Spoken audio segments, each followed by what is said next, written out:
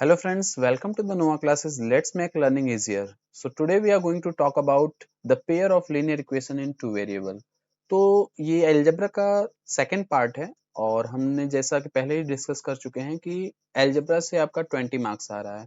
तो ये जो pair of linear equation in two variable है ये बहुत ही इंपॉर्टेंट चैप्टर है और इस चैप्टर को आप ध्यान से देखिएगा। कुछ इंपॉर्टेंट की पॉइंट्स है जिसको आपको अपने माइंड में रखना है और उससे रिलेटेड क्वेश्चंस आएंगे तो आपको उसको सॉल्व करना है।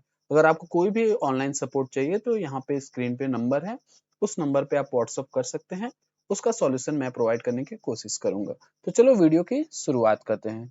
तो वीडियो की जो शुरुआत होती है वो pair of linear equation in two variable से होती है। तो pair of linear equation in two variable को हम समझते हैं। पेयर का मतलब क्या होता है? दो। लीनियर का मतलब क्या होता है? जिसकी डिग्री क्या हो? 1 हो। और टू वेरिएबल का मतलब होता है एक्स एंड वाई। तो अगर हम बात करें कि पेयर ऑफ लिनियर इक्वेशन, तो हम एक इक्वेशन यहाँ पे हम लिखेंगे a1x plus b1y plus c1 equal to 0। अब आप देख सकते हो कि ये लीनियर इक्वेशन है। सबसे पहले ये लीनियर इक्वेशन है। क्यों लीनियर इक्वेशन है? क्योंकि मैक्सिमम पावर 1 है। और टू वेरिएबल, एक वेरिएबल हमारा x है और एक वेरिएबल y है। तो अब टू वेरिएबल्स में यहाँ पे हो गए और एक अनदर इक्वेशन हम लोग ले लेते हैं a2x plus b2y plus c2 equal to 0। तो ये दो इक्वेशन है और ये दोनों इक्वेशंस कुछ रिलेशंस फाउंड अप करते हैं। रिलेशन बिटवीन द कोफिशिएंट और the pair of a equation. तो सबसे पहले अगर हम बात करें तो इस सिस्टम में हमें देखना है कि क्या क्या कंडीशन हो सकती है। कंडीशंस के बारे में अगर हम देखें तो सबसे पहली जो कंडीशंस है वो a1 upon a2 is not equal to b1 upon b2। यानी कि अगर ये कंडीशन आ जाए कि a1 upon a2 b1 upon b2 से इक्वल नहीं है तो ये ध्यान देना, अगर हम इस ग्राफ पे उसको रिप्रेजेंट करेंगे तो ये क्या करेंगे, एक दूसरे को इंटरसेक्ट करेंगे। और नंबर ऑफ सॉल्यूशंस की बात करें तो इसका क्या होगा, केवल एक सॉल्यूशन होगा। ठीक है। और ये क्या कहलाएगा, हमारा कंसिस्टेंट। तो अब बात आती है कि कंसिस्टेंट मतलब होता क्या है। कंसिस्टेंट का मतलब होता है जिसका सॉल्यूशन हो सके। वन, एटलीस्ट वन सॉल्यूशन होना चाहिए, तब हम उसको क्या करेंगे, कंसिस्टेंट करेंगे। और अगर एक से ज्यादा भी सॉल्यूशन है तो भी वो कंसिस्टेंट है। अगर एक भी सॉल्यूशन नहीं है तो वो क्या कहलाएगा, इनकंसिस्टेंट। तो सबसे पहले हम चेक करेंगे कि a1 upon a2 is not equal to b1 upon b2। तो ग्राफ रिप्रेजेंट क्या करेगा, वो इंटरसेक्टिंग लाइन रहेंगी और इसके यूनिक सॉल्यूशन होंगे। It's a very very important. तो कीप इट इन माइंड, इसको एक बार आप याद कर लो, क्योंकि अगर आपको ये याद रहेगा तो आप आसानी से क्वेश्चन को सॉल्व कर सकते हो। सेकंड कंडीशन क्या है कि a1 upon a2 is equal to b1 upon b2 is not equal to c1 upon c2। यानी a1 upon a2 equal to b1 upon b2 हो लेकिन c1 upon c2 equal to न हो, तो line क्या होगी हमारी, पैरेलल लाइन होगी। पैरेलल लाइन होगी कि मतलब एक दूसरे को इंटरसेक्ट नहीं करेंगे। अगर एक दूसरे को इंटरसेक्ट नहीं करेंगे तो कोई सॉल्यूशन ही नहीं निकलेगा, और कोई सॉल्यूशन नहीं निकलेगा तो हम इसको क्या कहेंगे, इनकंसिस्टेंट कहेंगे। दिमाग में बैठा लो, a1 upon a2 is not equal to b1 upon b2, that is intersecting line, और a1 upon a2 is equal to b1 upon b2 is not equal to c1 upon c2, तो we can say that is the parallel line. Now third condition, a1 upon a2 equal to b1 upon b2 equal to c1 upon c2, तो हम क्या करेंगे, को incident line. को incident line का मतलब कि जैसे ये एक लाइन है तो इस लाइन पे वो फिर से दूसरी लाइन ड्रॉ हो जाए, तो ऐसे लाइन को हम क्या बोलते हैं, को इंसिडेंट लाइन होते हैं। और इसके इनफाइनाइट मेनी सॉल्यूशन होते हैं।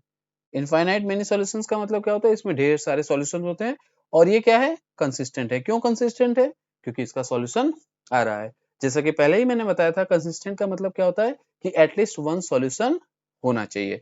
चलो हम लोग देखते हैं ग्राफ को अच्छी तरह से। और नेक्स्ट स्लाइड में यहाँ पे कंसिस्टेंट हमने आपको डिस्कस कर लिया था। कंसिस्टेंट क्या होता है कि एटलीस्ट उसका वन सॉल्यूशन हो, और इनकंसिस्टेंट क्या होता है कि उसका कोई भी सॉल्यूशन ना हो। ये कंडीशन होती है graphical representation of linear equations के। ठीक है। अब कुछ तीन केस बनते हैं। हमने बताया कि अगर पहला केस क्या है, a1 upon a2 is not equal to b1 upon b2, तो हम कह सकते हैं कि एटलीस्ट वो एक पॉइंट पे इंटरसेक्ट करेगा। अगर एक पॉइंट पे इंटरसेक्ट करेगा तो उसके पास क्या होगा, यूनिक सॉल्यूशन होगा।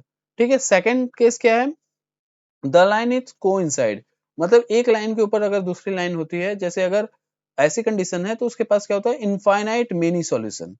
क्या होगा, इनफाइनाइट मेनी सॉल्यूशन। जैसा कि आपने फर्स्ट स्लाइड में आपने देखा होगा ना कि a1 upon a2 equal to b1 upon b2 is not equal to c1 upon c2, तो पैरेलल लाइन होगी, नो सॉल्यूशन होगा। और यहाँ पे क्या है, इनफाइनाइट सॉल्यूशन के लिए क्या जरूरी है कि तीनों a1 upon a2 equal to b1 upon b2 equal to c1 upon c2 तीनों इक्वल होने चाहिए, ठीक है। तो नेक्स्ट क्या है, लाइन कोइंसाइड हो गया, द लाइन्स आर पैरेलल, अगर पैरेलल होंगे तो क्या होगा, हैज नो सॉल्यूशन, कोई भी सॉल्यूशन नहीं होगा, in this case the pair of equation is inconsistent, ठीक है। तो ये कुछ कंडीशंस है, इन कंडीशंस को आपको दिमाग में बैठा लेना है।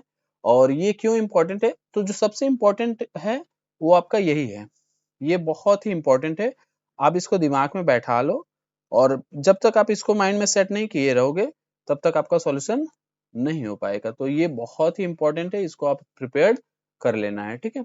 हम लोग आगे चलते हैं नेक्स्ट स्लाइड में। जैसे ये एक इक्वेशन है, इस इक्वेशन को आप ध्यान से देखो, कह है so the graphically that the system of equation 2x plus 3y equal to 10 and 2x plus 5y equal to 12 is consistent। अब यहाँ पे वर्ड क्या है, कंसिस्टेंट, इसका मतलब होगा कि इसका कोई ना कोई सॉल्यूशन होगा, इसका कोई ना कोई सॉल्यूशन होगा, तभी ये कहलाएगा कंसिस्टेंट। तो ऐसे इक्वेशन को हम सॉल्व कैसे करते हैं, चलिए हम लोग देखते हैं। तो सबसे पहले हम इक्वेशन फर्स्ट लिख लेते हैं। इक्वेशन फर्स्ट क्या कह रहा है, 2x plus 3y equal to 10, ये आपका फर्स्ट इक्वेशन है। तो फर्स्ट इक्वेशन को हम कैसे ग्राफिकली सॉल्व करते हैं, तो उसके लिए जरूरी क्या होता है कि x की वैल्यू y में या y की वैल्यू x में निकालें। तो चलिए हम लोग देखते हैं किसकी वैल्यू किस में लगाते हैं। अगर हम यहाँ क्या लिखेंगे, यहाँ हम लिखेंगे 2x इक्वल टू क्या होगा, 10 माइनस 3y, यानी ये जो प्लस 3y है हम उधर ट्रांसफर करेंगे तो क्या हो जाएगा, माइनस 3y। और अगर हम यहाँ पे x की वैल्यू निकालें तो x की वैल्यू क्या हो जाएगी, 10 माइनस 3y अपॉन 2, यानी अब हम कह सकते हैं कि y की x की वैल्यू किस में आ रही है, y में। तो अब इसके लिए क्या करना है कि हमें कोऑर्डिनेट फॉर्म करना है और उसको ग्राफिकली रिप्रेजेंट कर लेना है। तो अगर इसका कोऑर्डिनेट अगर हम निकालें तो हम करेंगे क्या कि x और y की ऐसी वैल्यू पुट अप करें जिसके थ्रू वो इक्वेशंस को क्या करें, सेटिस्फाइड कर लें। तो एटलीस्ट हमें कितनी वैल्यू निकालनी है, 3 वैल्यू निकालनी है। तो आप यहाँ देखो कि अगर हम वैल्यू 2 पुट अप कर रहे हैं y की, तो 2 3 जा 6 और 10 minus 6 equal to 4 and 4 upon 2 equal to 2। तो अगर हम यहाँ पे देखें कि अगर y की वैल्यू 2 पुट अप कर रहे हैं तो x की वैल्यू भी क्या आ रही है हमारी, 2 आ रही है। ओके, x की वैल्यू भी क्या आएगी हमारी, 2 आएगी। कैसे, मैं एक बार आपको सॉल्व करके दिखा देता हूँ। अगर हमने यहाँ पे 10 माइनस 3y अपॉन 2, अगर हमने क्या कहा कि y की वैल्यू 2 पुट अप करें, तो y की वैल्यू 2 पुट अप करोगे तो ये आपका इस तरह से हो जाएगा। तो 10 माइनस 6 अपॉन 2, तो ये कितना हो जाएगा, 4 अपॉन 2, 2 टू जा 4। तो आप आसानी से 2 वैल्यू निकाल सकते हैं। तो किसी भी सॉल्यूशंस को निकालने के लिए हम इसी तरह से इसकी वैल्यू निकालते हैं, ठीक है। अब हम कोई दूसरी वैल्यू पुट अप करें, अगर हम 4 वैल्यू पुट अप कर रहे हैं, अगर यहाँ हम वैल्यू 4 पुट अप कर रहे हैं तो 4 3 जा 12, 10 minus 12 equal to minus two upon 2 equal to minus 1। फिर आप कोई और अनदर वैल्यू पुट अप कर लो। अगर आप 4 की जगह आप क्या लिख सकते हो, 8 अगर करते हो या बहुत ज्यादा 8 हो जा रहा है तो -1 पुट अप करोगे, तो कोई भी आपका 13 आएगा तो सॉल्यूशन नहीं हो सकता है। तो और हम कोशिश करेंगे अगर -2 पुट अप करें, -2 पुट अप करें तो क्या हो जाएगा, 2 3 जा 6 एंड 10 6 16 और ये 2 8 जा 16। तो 8 की वैल्यू आपकी x की वैल्यू क्या आ जाएगी, 8 आ जाएगी। तो अब इसका क्वाड्रेंट क्या बनेगा बेटा, पहले का क्वाड्रेंट 2 2, दूसरे का -1 4, तीसरे का 8 एंड -2। तो बहुत ही आसान है इसको लगाना। अब हम क्या करेंगे, इसको ग्राफिकली प्रेजेंट करेंगे। तो ग्राफिकली प्रेजेंट करने के लिए सबसे पहले आपको क्या जरूरी है कि ग्राफ पे उसको बनाना। जैसे हम मैंने यहाँ पे एक ग्राफ ये आपको यहाँ पे ऐसे ड्रॉ कर लिया, ठीक है। ये आपका हॉरिजॉन्टल लाइन हो गया, वर्टिकल लाइन हो गया, ये हॉरिजॉन्टल लाइन हो गई, ठीक है। हम मानते हैं कि ये हमारा x एक्सिस है और ये है x डैश, और ये क्या है y है और ये क्या है y डैश। तो ये x हमेशा पॉजिटिव में रहता है, ये y का पॉजिटिव है, ये x का नेगेटिव है और ये y का नेगेटिव है। तो अब यहाँ देखो 2 2 है, तो यहाँ पे 2 पॉइंट्स रेज करो तो मान लो ये ओरिजिन है, ये क्या है ओरिजिन। तो अगर यहाँ पे 1 एंड 2, ये आपका 2 हो गया, इसके बाद ये भी आपका 2 है, तो ये आपका 1 एंड 2। तो आप देख सकते हो कि यहाँ 1 एंड 2 है, यहाँ पे 1 एंड 2, तो ये जो आपका पॉइंट है ये क्या कहलाएगा, 1 एंड 2। रुक जाओ, ये आपका जो पॉइंट है ये आपका 1 एंड 2, तो ये जो कोऑर्डिनेट होगा वो क्या होगा, 2 2 हो जाएगा। ठीक है, ये कोऑर्डिनेट। नेक्स्ट क्या है, -1 एंड 4, तो -1 आप इधर देख लीजिए, ये आपका -1 हो गया, एंड और ये क्या है हमारा, +4 है, तो 1 2 3 4, 1 आप यहाँ देख सकते हो, 1 2 3 4, तो ये यहाँ पे है। तो इसका अगर हम देखें तो ये सीक्वेंस कहाँ पे आ रहा है, यहाँ पे। तो ये क्या है हमारा, -1 एंड 4, और अगर 8 और -2, तो 8 देखो तो आपका 2, यहाँ पे 1 2 3 4 5 6 7 8, तो ये 8 यहाँ पे आ जा रहा है, और यहाँ -2, तो -2 आपका क्या हो जाएगा, नीचे की तरफ 1 एंड 2, 1 एंड 2, तो ये आपका यहाँ पे आ गया।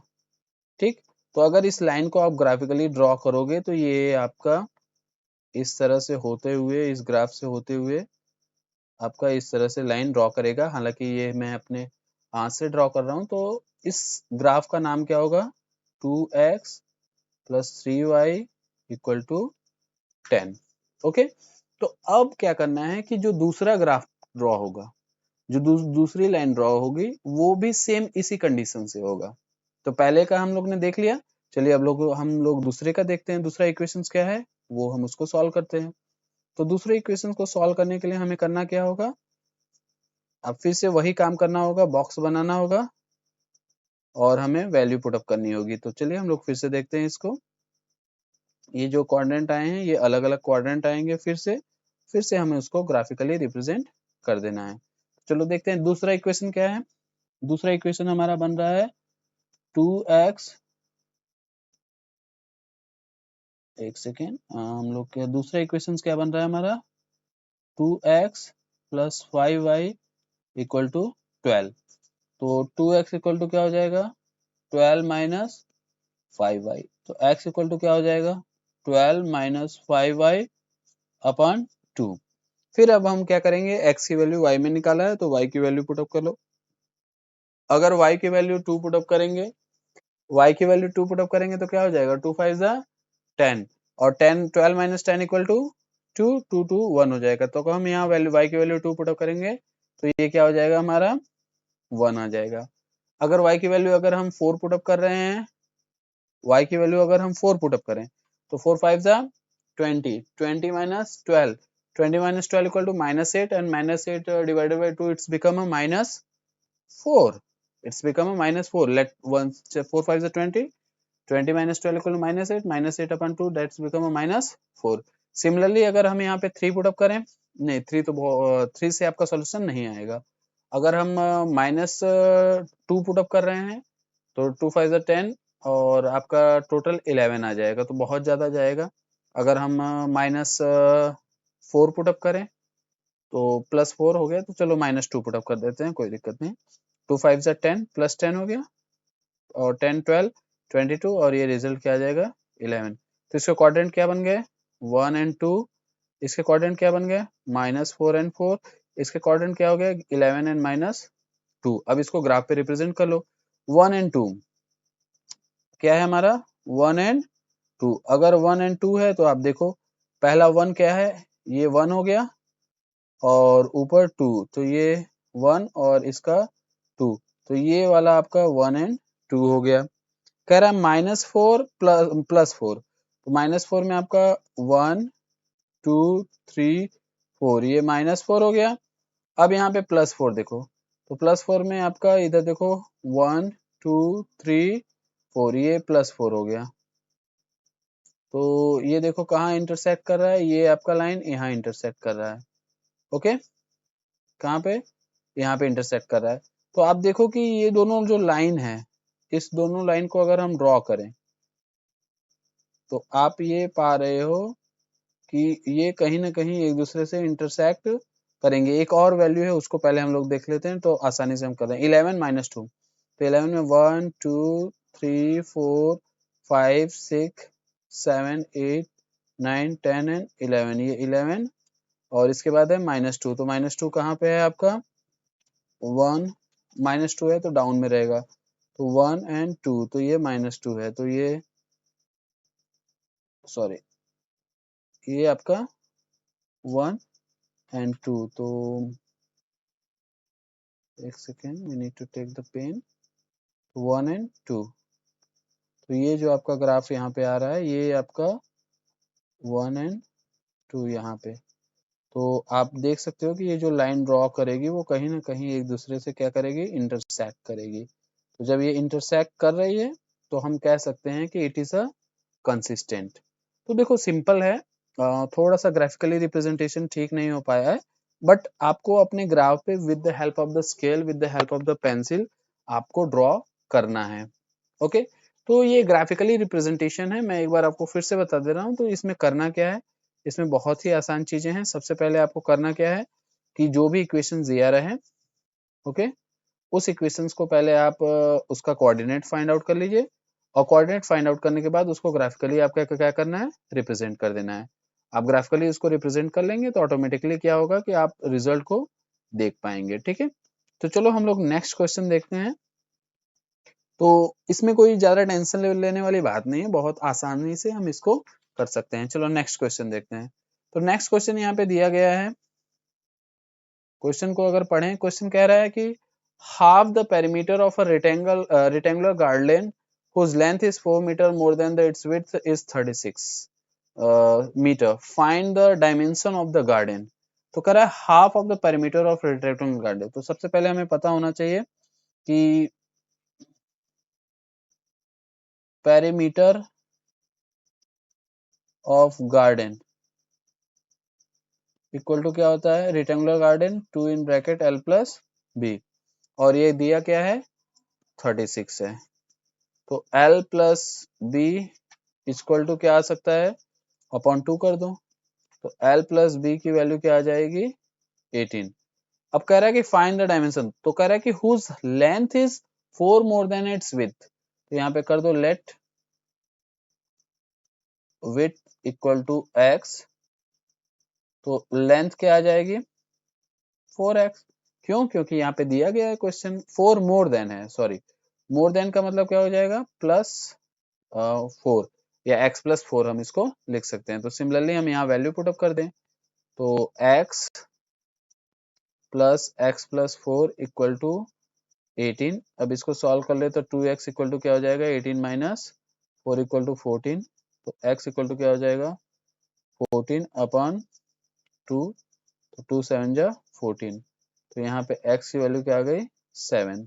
तो विड्थ क्या आ गया हमारा, विड्थ इक्वल टू 7, तो लेंथ इक्वल टू क्या हो सकता है आपका 7 प्लस 4 इक्वल टू 11, तो ये आपका आंसर आ गया 7 और ये 11, ये आपका विड्थ है। ठीक है, तो फिर से एक बार क्वेश्चन देख लो, क्वेश्चन क्या कर रहा है कि ये एक रेक्टेंगुलर गार्डन है, तो रेक्टेंगुलर गार्डन है का मतलब आपका पेरीमीटर क्या हो जाएगा 2 in bracket l plus b, और कह रहा है कि whose length is 4 metre than its width, तो मान लेते हैं कि लेंथ ये x है तो वो उससे 4 ज्यादा है, तो अगर हम ये 2 का डिवाइड इसमें कर लेंगे तो हमारा 18 आएगा, और ये हमने यहाँ देखा ही है तो x की वैल्यू निकाल ली है, तो हम आसानी से इसको सॉल्व कर सकते हैं। चलो नेक्स्ट क्वेश्चन देखते हैं।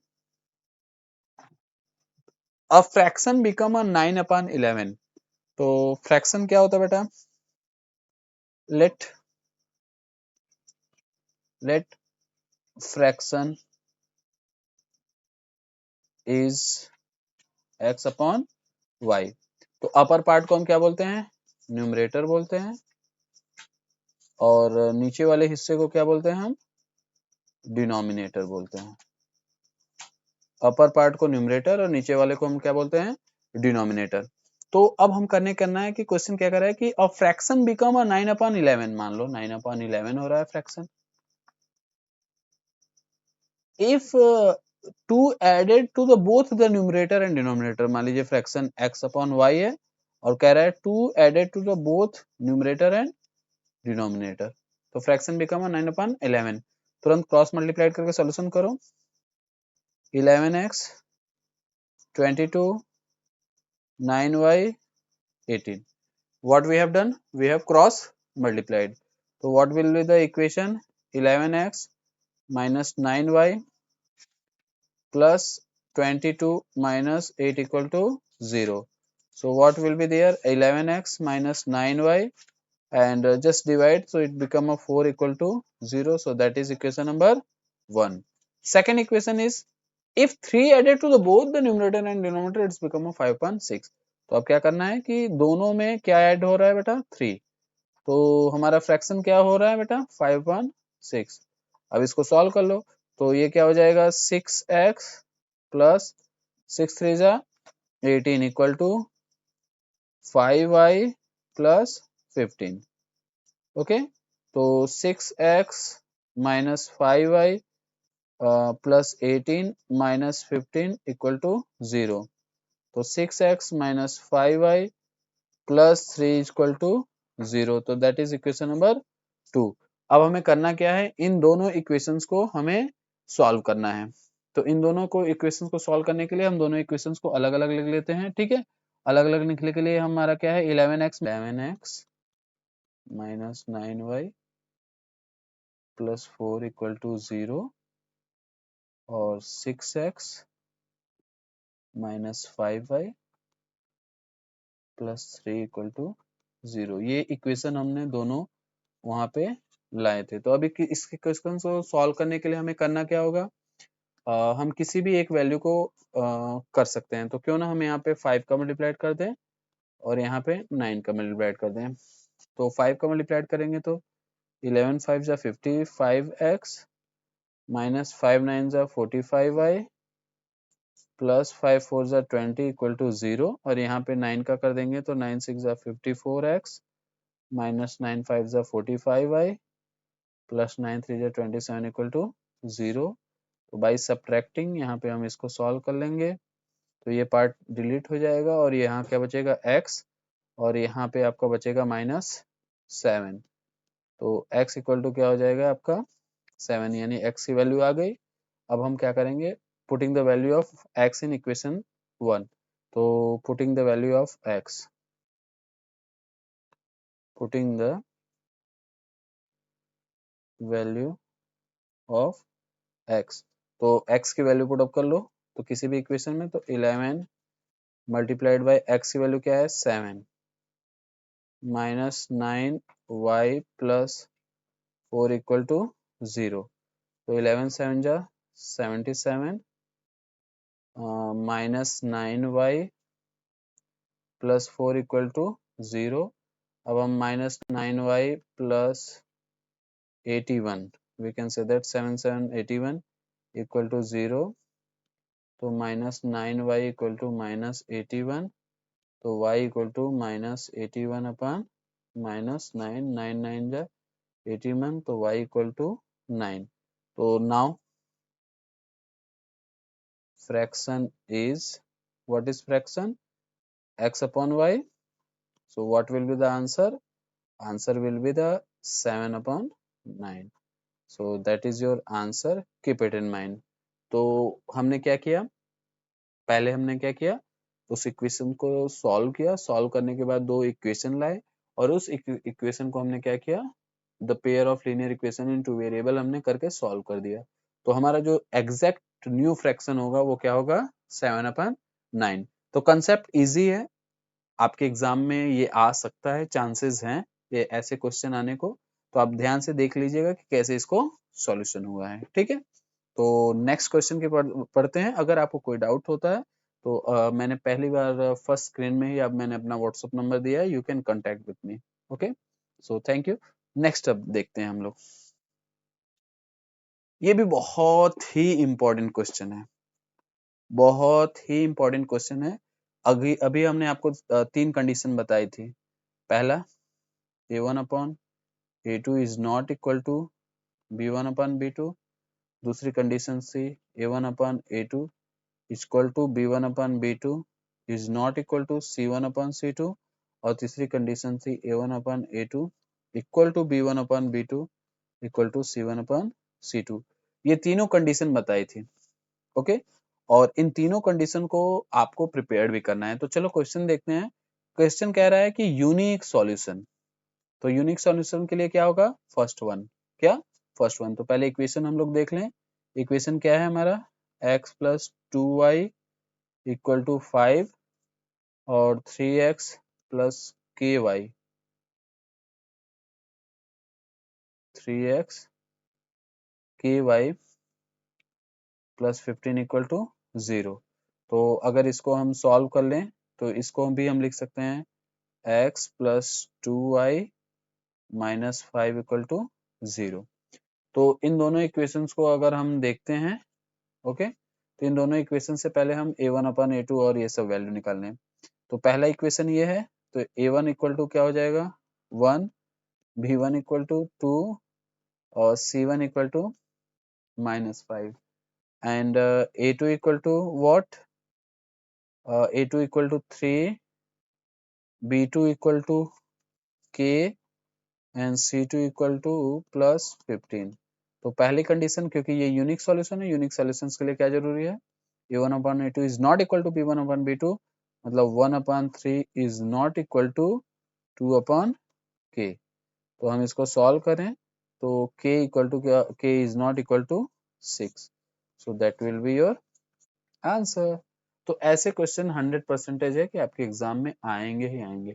और इसको सॉल्व कैसे करना है, आपका यूनिक सॉल्यूशन देख लो, मिनी सॉल्यूशन देख लो और नो सॉल्यूशन, ये तीन कंडीशन है और तीनों कंडीशंस के थ्रू हम इसको सॉल्व कर सकते हैं। तो यहाँ हमने a1 upon a2 is not equal to b1 upon b2 इसलिए लिया क्योंकि इसका क्या था, यूनिक सॉल्यूशन। यूनिक सॉल्यूशंस के लिए क्या k की वैल्यू है, k is not equal to 6। Next question देखो, अब ये कह रहा है कि पैरेलल लाइन, तो पैरेलल लाइन के लिए क्या कंडीशन है, अब देखो अभी हमने पीछे बताया ना, पैरेलल लाइन के लिए क्या कंडीशन है, a1 upon a2 is equal to b1 upon b2 is not equal to c1 upon c2।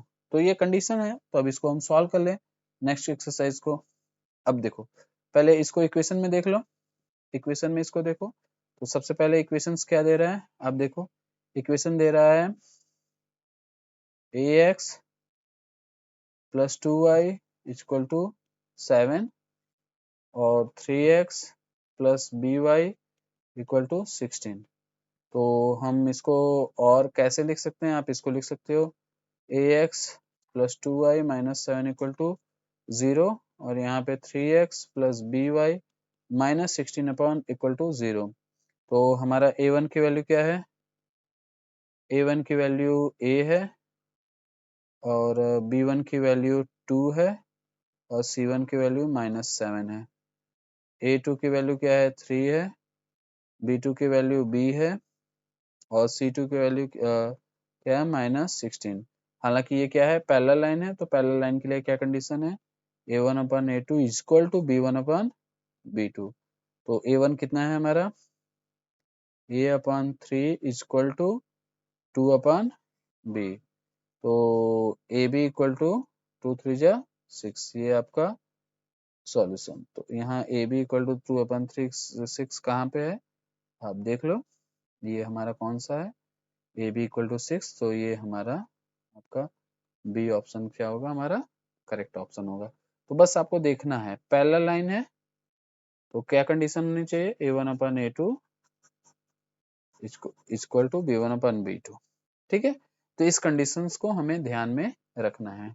Next question देखो, अब फिर ये आपको बताना है क्वेश्चन क्या है, हमें ध्यान से देखना है। ये क्वेश्चन है कि